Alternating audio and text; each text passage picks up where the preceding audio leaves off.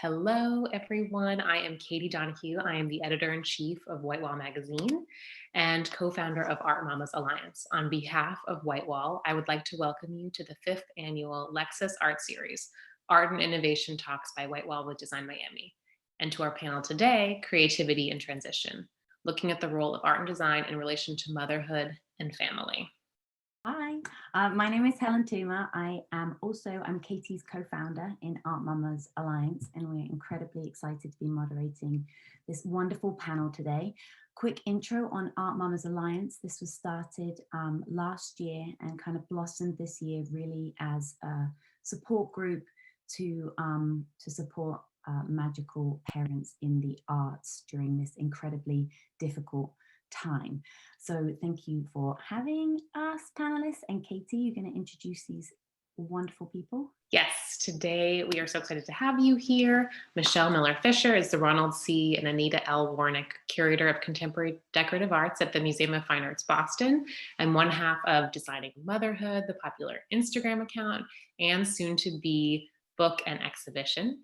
Isolde Brielmaier is the inaugural curator at large at the International Center of Photography in New York, and the author of the recently published Culture as Catalyst, and Lora Appleton, the founder of Kinder Modern and the Female Design Council. At the top, we wanted to acknowledge that a few of us have experienced motherhood, and Michelle's research is deeply rooted in motherhood. So we wanted to kind of start out with an initial question of how motherhood for each of you was treated in your field when you began your career. Who wants to take that? I'll take it. And so nice to be here. Thank you, Katy and Helen, for reaching out, and Lora and Michelle, it's so nice to be in your company, the company of fierce women.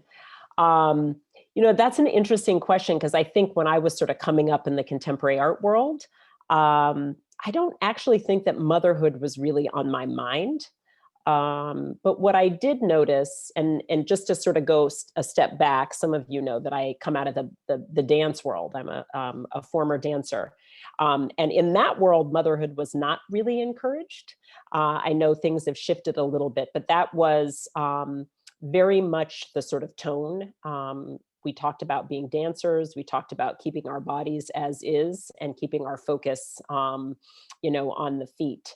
And so that was sort of my first sort of recollection of realizing that as a person and as a young woman, I could be doing something that I was incredibly passionate about, throwing my sort of heart and soul into it, but that there were certain sort of unspoken no-nos.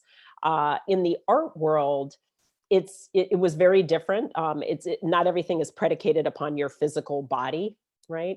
And we know that motherhood takes everything, everything imaginable kind of and from and, with your physical body. But one thing I did notice was that a lot of the women artists whom I really admired, or whose careers I was sort of introduced to early on and would just sort of follow them, many of them did not have kids.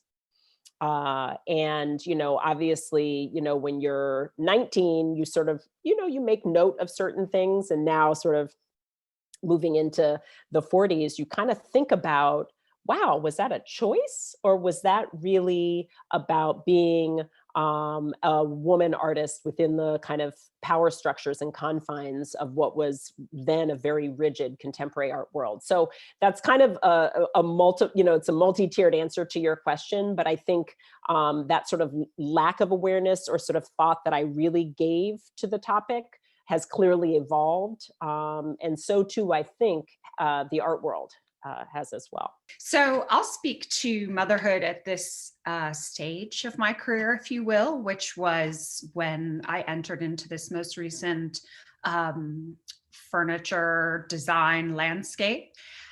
Having children was seemingly looked at as a negative. It was always, oh, or a glaze over. And I think launching Kinder Modern and having this gallery and focus purely on families and the development of children in relationship to those works, there was intrigue to a point, but still, if someone didn't have children or didn't like children, which I came across very often, there was a real adverse reaction, which was always surprising to me, because even before I became a mother, I was kind of fascinated with women that were able, or seemingly able, to do that dance and that juggle. So I've worked really hard, I think, to help people recognize how incredible it is to have a family, however that folds out for you, and how that weaves in and out of your professional life is also, while tricky, and a bit of a constant non-balance, it's still a wonderful thing. So I really appreciate being amongst a team of professional mothers who are doing it amazingly. I second everything that you both have said. The beginning of my career happened in Scotland, and so structurally it's very different there. I was 22 when I left and came here, and it's absolutely no paradise there by any means, but healthcare is a human right, education is a human right, and there are things like, better, and not universal, but better access to childcare at cheaper rates. And so thinking about how motherhood was treated in my field, at least structurally at a social level, it was just more possible to have a family life and have that supported to a certain extent by the state. And I think that's an interesting thing to think about in our field, because so often art labor is seen as somehow exceptional. You do it because you love it, and that's a different type of labor than other types of labor, which of course we know is completely incorrect. It's labor like anything else. That's why people are unionizing now, because we understand that it's important to treat this as work and get paid a living wage for it. And so I think it's important to think sort of structurally, not only how our field treats it, but how the rest of the social structures in the US treat it, because that, I think, is the reason that we find it so difficult to have a family life, whatever we might call a family life, in the art world. Michelle, do you think, because I obviously identify my family Scottish and English, and a Brit abroad and all that jazz, do you feel like you being kind of like an immigrant has kind of spurred this interest? Because I'm just wondering where the interest came from in terms of designing motherhood and it being your passion, Yeah, that's a really good question. In a nutshell, it came from being raised by a single parent. I've always been really interested in labor rights. I watched my mum go from earning more than my dad and going back to work 6 weeks after having me, 6 weeks after having my sister, 6 weeks after having my brother. My grandfather had a stroke. She then became the carer of a disabled person and 3 infants, and she never regained the agency that she once had in terms of her earning power, especially once she became divorced. My father was not a great person, and so she ended up being a matriarch and a head of a household. And I'm so proud that that's the way I grew up, because I had this very strong example. But she left school at 15. She didn't have qualifications. And so for me, being able to control my reproductive arc to a certain extent, but also coming up against systems here where it's absolutely beyond my control. It's a divergent, and my co-partner in designing motherhood is a wonderful, amazing friend and design historian too, Amber Winnick. I got my job at MoMA the year she found out she was pregnant with her first child. We've had this, we do this together because we were two halves of the same coin. She's been able to have 2 amazing girls. There's no way I would have been a curatorial assistant with children at MoMA. That was in no planet was that ever going to happen. That's why no curatorial assistant at MoMA ever had kids. And actually the only person I saw did it then had to leave. So I think it's less about the place I come from, although I think then when you know a different paradigm is possible, it becomes very attractive to interrogate why it doesn't happen here, but more because I'm totally fascinated by the confluence of gender, reproductive power, labor, and agency. You mentioned this notion of systems, because really at the end of the day, we know that culture, right, plays a huge role.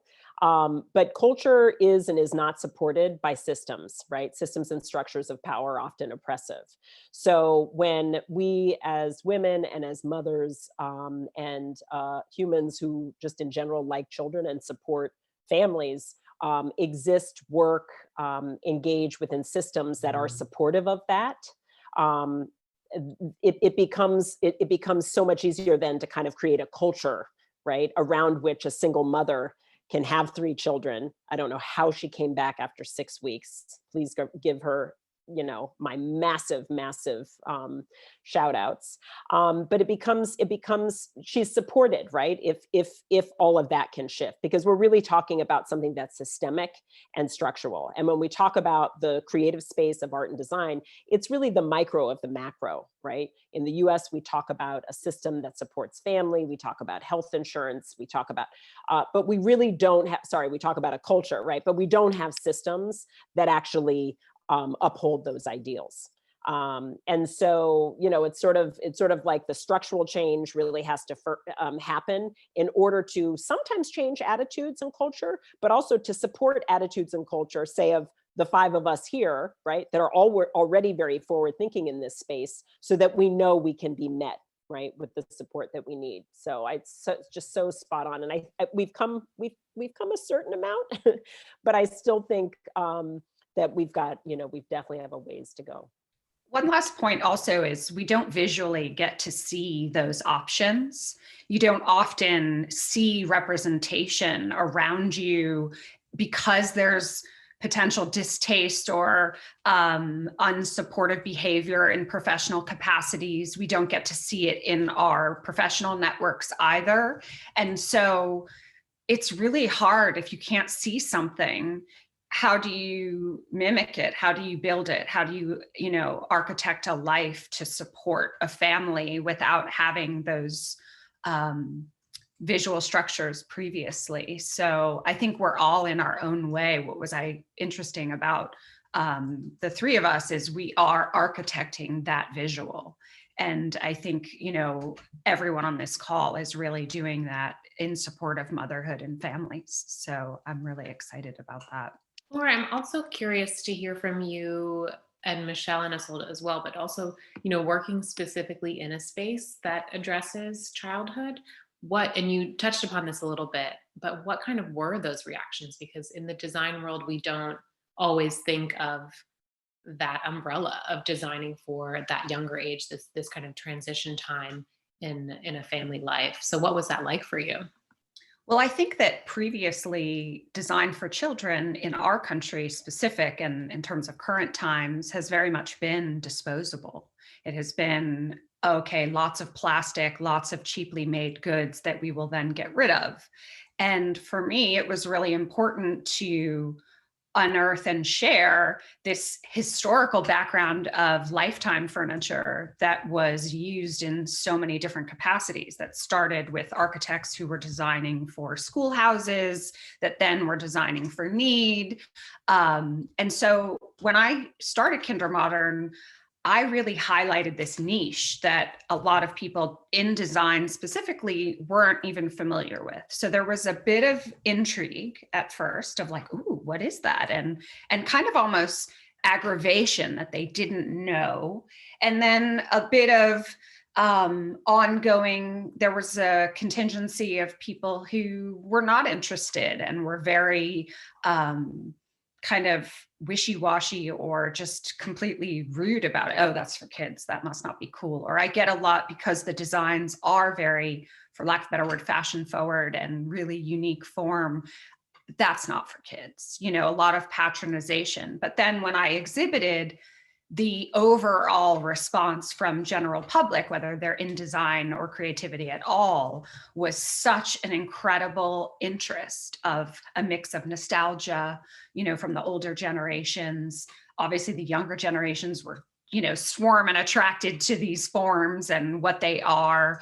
And so it's been a really interesting ride. And I was also living it. You know, I had a baby at home, and that's when I started my gallery where I was raising, you know, in my apartment with our staff and, you know, building this structure with the family right there. And for me, it just fueled me to share more, learn more, and share more, and help people understand that living with families is an incredible thing and that people do it in different ways all over the world. And I wanted to unearth the importance of those developmental points and how the made goods around you support those moments, both for the family and the children.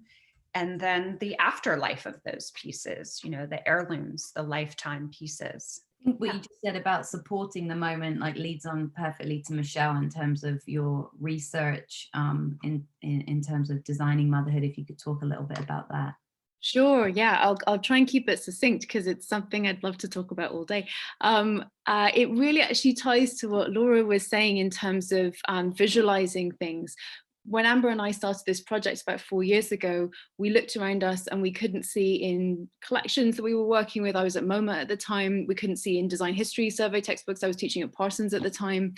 We really couldn't see anywhere, apart from maybe specialized collections like medical museums or elements of the Smithsonian's collection, anything to do with the Arc of Human Reproduction.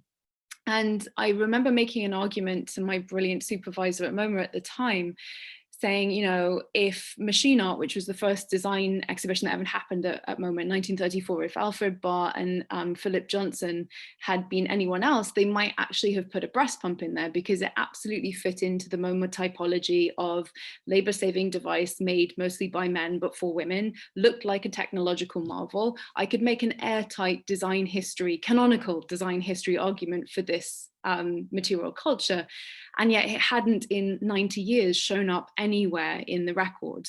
And this type of material culture had become not just like the standard at MoMA, but MoMA had set that standard for a lot of other conversations that were happening within modern and contemporary design. And that was acknowledged, and yet there just was no place for it at MoMA, and not for lack of support from my direct supervisor, who was amazing, not from interest, lack of interest. And so that's when we decided to put a book proposal together to look at the arc of human reproduction through the lens of design. So looking at the choice or lack thereof to have children right the way through pregnancy, birth, and postpartum. We started it and sent out a book proposal to many publishers. Chris Hudson, the wonderful director of publishing at MoMA, was kind enough to look over our proposal, so we knew it was like strong enough. He said, it's a great proposal. And we sat back rubbing our hands with glee thinking, oh my goodness, we're going to get so many people wanting to publish this book for us. Crickets, absolutely nothing. And so we were like, you know what, we'll just do it ourselves. We're going to publish it ourselves. And a couple of years later, after Me Too and Time's Up and a lot of other social movements had happened, after the New York Times put a parenting section together, in a week, actually, about a year and a half ago, we suddenly got 3 emails from 3 different publishers saying, oh, you know, that proposal that you had, we actually think it'd be really interesting if women told their own stories. And we were like, no shit, of course it would. That's what we told you a long time ago. We'd be really delighted to meet with you, though. And so that's where the project came from. And it's a good teamwork makes the dream work project. So we're working with Maternity Care Coalition, who have been doing this work on the ground as culturally appropriate care workers in Philly for the last 40 years. UPenn, so it's a design curriculum intervention where we teach designers about this material. It'll be at 2 spaces in Philly, but we hope it will travel as well, and it will also be a book. That is so exciting. And I know, like, I think all of us are followers of the account. I think the location in the Mutter Museum in Philadelphia, like, could not be the most, it's like the most epic location for anyone who's been there. But I think I would love to kind of talk about, so much that's already come up is this idea of accessibility and visibility, just kind of making this thing more visible. And the work that all of you do is really rooted in that, whether it's just addressing that these are design objects, for whether it's motherhood or children, or Isolde in your curatorial practice with your book Culture as Catalyst. It's kind of bringing these conversations, some of them may be difficult, these cultural conversations, to light and bringing what artists do to light. And also, I think, really to a much wider audience. So I'd love to sort of hear how your work in the museum space, in public arts, at places like Westfield, things like that, at ICP, inspired the work or the book Culture as Catalyst. Yeah, sure. You know, it's so interesting, you guys. I think, I mean, for me, at the root of who I am as a cisgendered Black woman in the US, visibility, representation, the amplification of voices, not necessarily my own, but others who look like me and who have been sort of disenfranchised and marginalized. I mean, that's really at the core of my curatorial practice, of my scholarly practice. And I tend also to sort of gravitate towards artists who are of like mind and who are very concerned about these issues. So accessibility is right up there. Making sure that the work that I do, the collaborations that I do with artists to create platforms that honor their vision, do provide multiple points of entry for a broad range of visitors and viewers. That is paramount to me. And as is the sort of strong focus on audience. And so, Katy, you hit the nail on the head in a way, because I came out of museums. I started at the Guggenheim and went to the Bronx, and then I was chief curator at SCAD. And when I came back from SCAD, I kind of realized I still very much wanted to work with artists and really maintain, those core values that I just mentioned, but I wanted to do it in a very non-traditional space that might allow me and the artists with whom I work kind of capture that accidental audience, that audience that doesn't necessarily, expect to engage with artwork or engage with artists, right? Which is very different when you're going to a museum, right? When you go to the Met or the Louvre or the Prado, you're going to see art. So working at the Oculus at World Trade Center is very similar. It's a transportation hub at the end of the day. So anything that you put in there is really sort of surprising and kind of unexpected. So yeah, accessibility is a huge piece in there for me. And then also really thinking about the power of art and the power of the image. Mark Seeley, who is the director of Autograph in London, who I'm a huge fan of, really put it well in a recent conversation we had. He said he's less interested in all of the kind of theory stuff, which, probably a lot of us can do. I can tell you a lot about what Freud might think about an image, but I'm kind of not that interested in that. I'm more interested in what kind of work is the image, is art doing in culture? What kind of work is it doing? How is it shifting how we see things, right? Where's the social impact, the political impact, right? The impact on, whether it's criminal justice, gender, LGBTQIA, perceptions and representation. So the idea for the book, Culture as Catalyst, it was sort of 3 years in the making, and it came out of a series of conversations that I had when I was curator at large at the Tang Museum at Skidmore, where I was interested in, I happen to, and I know that probably all of you feel the same way, I happen to feel artists are incredibly special human beings, and they really exist in the world and see the world very differently. And so I was interested in pairing artists with activists, journalists, scholars, and creating conversations around some of the most kind of potent, they were potent back then and definitely potent now, issues of our time. So these included, and I wanted to come at it from a different angle, right? So rather than talk about race, that particular conversation focused on whiteness and marking whiteness, right? This idea that whiteness sort of moves through the world unmarked without a passport, and you can't talk about race without talking about whiteness. So we had a conversation on whiteness. We had a conversation on criminal justice reform, right? And how, or criminal injustice reform, as Johnny Perez, who's featured in the book, would mention. And these conversations, when you have people coming at these topics from very different backgrounds, perspectives, and lines of work, it's kind of amazing what emerged. And the whole kind of premise of it was to really get comfortable with being uncomfortable, right? It's uncomfortable talking about race, right? Particularly for white people, but it's uncomfortable. It's uncomfortable talking about, somebody listening to Johnny Perez, who served 13 years imprisoned for stealing diapers and formula, 9 of which were in solitary. So, but to hear Titus Kaphar speak on these issues, right? To hear Renee Cox, to hear Amir Baradran talking about the politics of AI and technology, it was really powerful. So it's just this idea that when we bring people like all of us together, we can really serve as a catalyst when we engage across these sort of perceived boundaries with other people in other spaces to really kind of push through uncomfortable terrain and come up with some, maybe not answers or solutions, but ideas, right? And action points. So this book is incredibly close to my heart. I cannot believe that it's coming out right now. Because we need change now more than ever. And I'm just so grateful to the 25 contributors from, we talk about food justice, we talk about #feminism. Kimberly Drew has an amazing essay on #feminism. So it's very exciting. And my last little, hopefully it doesn't sound like a plug, but the book, it's not theoretical. it is very accessible, right? We're not using big words. And when we did in conversation, I would ask the panelists, well, that's interesting. Could you maybe distill that a little bit, open that up a little bit, and kind of share a bit more about what that means so that we can kind of embrace everybody in the audience. So yeah, it all kind of ties in. I love that. I can't wait to read it over the holidays. And also, I love the fact that you said about like loving artists, right? We all love artists. We're all in that. So I wondered if both Michelle and Lora, you could give a shout out to some artists, designers who you feel are really inspiring in this field or beyond. Lora, do you want to go first or shall I? Why don't you? Okay, I'll be really fast. So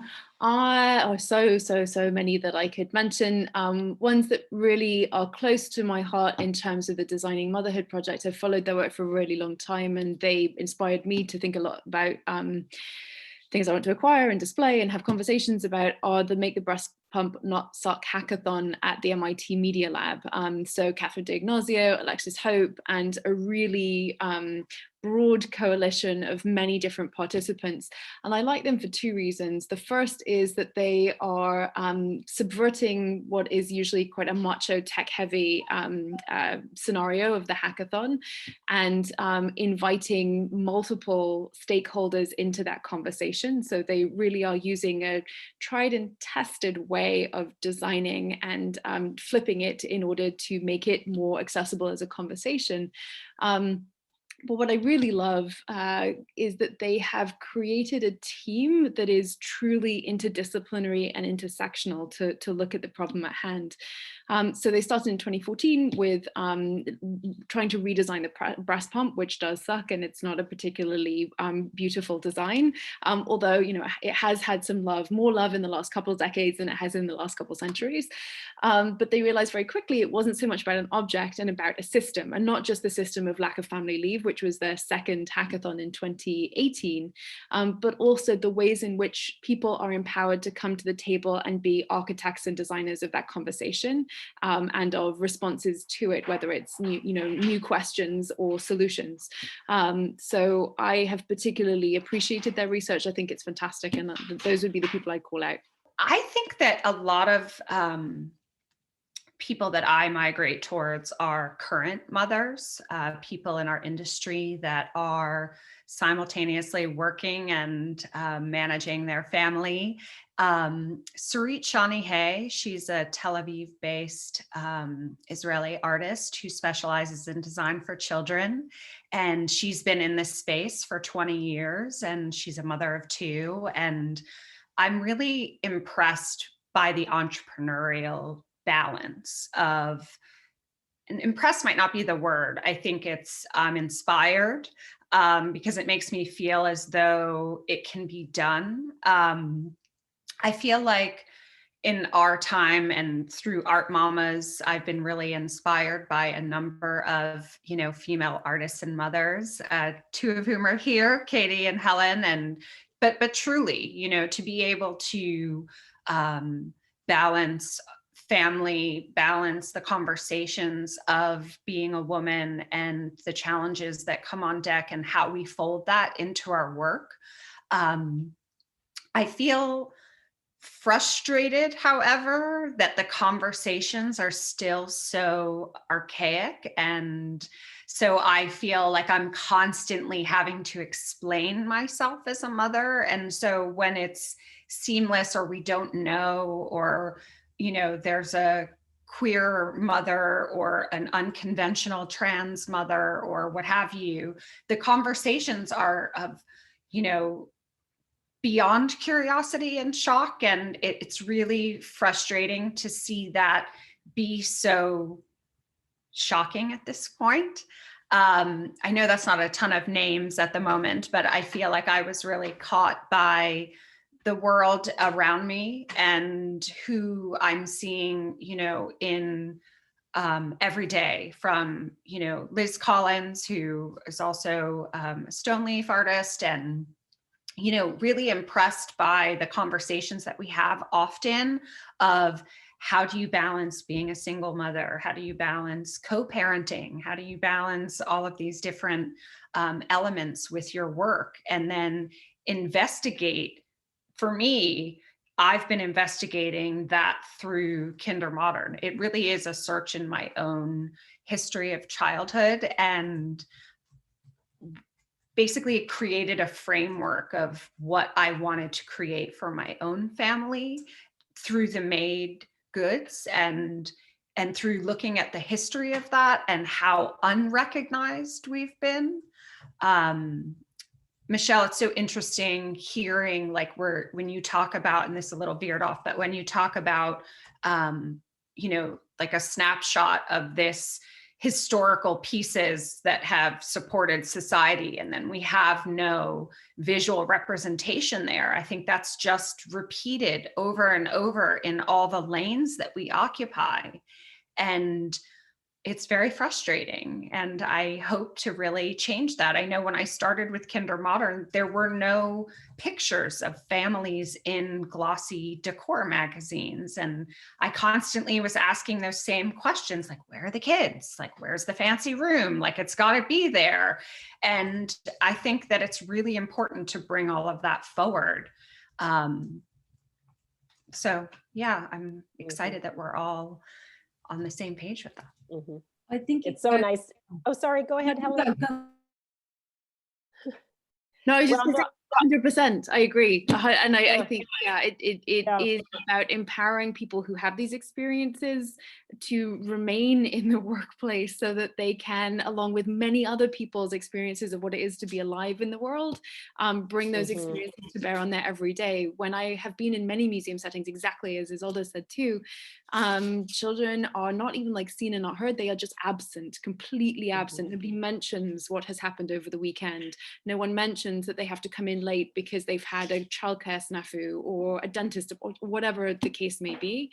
And by being sort of endlessly available for work and never ever mentioning the texture of one's life outside of working hours, it allows that absence to perpetuate. And so, yeah, again, we come back to the systems that then allow that to be possible, because you need to have something there just as a bare minimum to allow those folks who have care responsibilities of any kind to be in the workforce, to then raise these issues, to then have them solved for. I was going to say one of the things that's so, and I fully agree, Lora, with you and Michelle, that's been really interesting as of late, and I can shout out, as I'm sure we all can, so many phenomenal artists and kind of creative women, particularly in our generation. And I imagine that it will look even more different, right, with the generation coming up behind us. But I think of, you know, Diana Al-Hadid, Zoe Buckman, Wageshi Mutu, Micheline Thomas, and Raquel Chevremont. These are all, you know, pardon my French, but kick-ass working mamas. And just so incredibly inspiring. I left out so many. I mean, even for the generation kind of before us, I think about Deborah Willis, Carrie Mae Weems, you know. So I look to those models, as well as to all of you. But one of the things that's been really interesting as of the last 5 or 6 months, and Lora, I don't know, or Michelle or Helen or Katy, if you feel this way, sort of in this virtual Zoom kind of space, is that we're all, most of us, in our homes. And outside of the fact that, like, no one would know, sitting on my bed, right, with the nice work of art behind me by Alexandra Penny, I'm in my home, and there's kind of not a lot that I can do to hide it. You know, my daughter just poked her head in, even though I told her I was going live because she's about to go on a math Zoom, and I kind of gave her the little like that, but she Zoom bombed me a lot over the last 5 or 6 months. There's kind of no hiding, you know. I'm here, I'm a mom, my kids, you know, learning remotely. And I think between the pandemic, between the election apparently that we still find ourselves in this country, and I know there are many elections going on all over the world, and also the fight for racial justice, I have to say, Lori, there's something about what you said that really struck me. And I thought, you know what? I actually feel a little more emboldened. Like, I do feel like, you know what? I don't know if I can make that Zoom because I got to get my kid to soccer. So could we push that by an hour? Or happy to be on it, but I'll be wearing a mask, or I'm just going to dial in because I'm in the park, waiting around the field. Like, it sort of is what it is, in the same way that I feel, very open just about sort of like identifying myself, right? Like, I'm a cisgendered Black woman. Like, you're just putting it all out there, right? In a way where previously I felt like, we always had to sort of, and women are very good about this because we're very sort of savvy. It's like you sort of tiptoe around certain things if you feel like, that might not really benefit me, or maybe I sort of shouldn't go there. But now I kind of feel like, it's like, hold back nothing, lay it out there a little bit in a way. And that's very different. I don't feel as confined as, say, I did maybe a year ago. So I feel like that's a little bit of, Lora, I don't know if you feel this way, or Michelle, a little bit of progress in that it's, I can see Helen even, it's like, it is what it is. It just is what it is. Parenting jumped up the ranks a bit, 100%. right? Like, the pandemic forced us to bring that as one of our main priorities. And while I think all of us have had motherhood as a priority even prior to this, I think that it has taken more of a visual, right? Like, we're having it out front and we're less afraid because we are taking the lion's share of pretty much everything. And I think that for me, the step to that, ironically, was breastfeeding in the beginning, because it was something that you just had to do. And it kind of forced me, wherever I was, to work it out. And that's that savvy multitasking thing. And then little by little, we got bolder. But what I find now that's also really interesting about bringing it up is like being able for me to have it in the home that children have more of a voice in our conversations. Right. Their needs, their emotional balance is as important as our own. And I think previously that whole seen and not heard thing was literal. Yeah. And it was, that's how I grew up. It was like, like, and my kid is really, has a lot of leeway and is beyond a Zoom bomber, to the point where I've been like, bro, like, you need to step it back. Like, so it's been interesting finding that balance for me. But I feel like it's changed me for the better. Mm-hmm. And we are getting stronger because we can see that more and more people need this from us. And those of us that are leaders and will stake that claim and are speaking about taboos like contraptions that support reproductive health or whatever the case may be, like, we need to scream that from the rooftops at this point. Mm-hmm. Hashtag feminism. There you go. There you go. So I think it's so true. Yeah, and I think it happens when people actually reach a breaking point. My theory of activism is not that when things become more permissible, they take up more room. It's when people have had it at the very last rung, and they're like, no, I have to actively go out. But we saw that this summer, Michelle. Exactly. Across the streets, all over the world. Exactly. Right? Like Black Lives Matter and like all over the world, every city, from us, from Sydney to Joburg to Nairobi to my hometown. I couldn't believe it. Like Kampala, all over the US. It's people education. had enough. Yeah. And I think that traces back, like the historian in me wants to say, so when I moved to Boston, I'm from the UK and I did not know anything about the city. And a lot of people said two things to me, and these may be the stereotypes of the US. You will tell me it's maybe true, maybe not true. But when I moved to Boston, the people said, the weather. And I was like, I'm Scottish, it's fine. Then they said the racism. And I was like, wow, I did not know that there was a specific city that owned racism in the US. I feel like maybe it takes on different tenors in different places. The thing I know about Boston is where the Combahee River Collective come from. It's where the Boston Women's Health Collective come from. I've always been fascinated about that city because of its activism and the way it connects to my interests of gender and design. And then I thought, okay, if this is other people's awareness of this city, and this is the activism that this place has generated, what a tension there is between lived experiences and then responses to them. So I really do think that activism, whether or not one city can claim a specific strand of race relations or not, I do think that activism comes from people having no other way to get what they need to have basic human rights.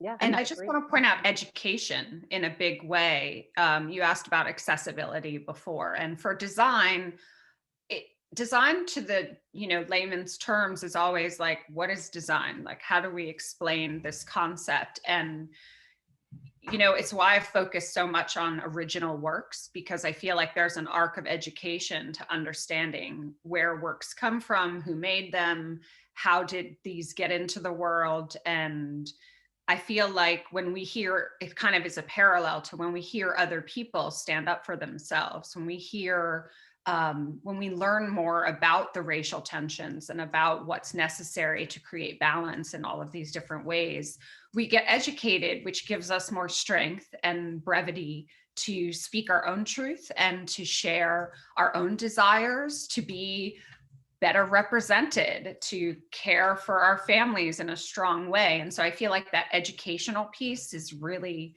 important.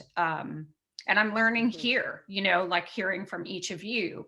I will go and Google different things and, add to my repertoire of understanding. And that's what, really enables growth, I think.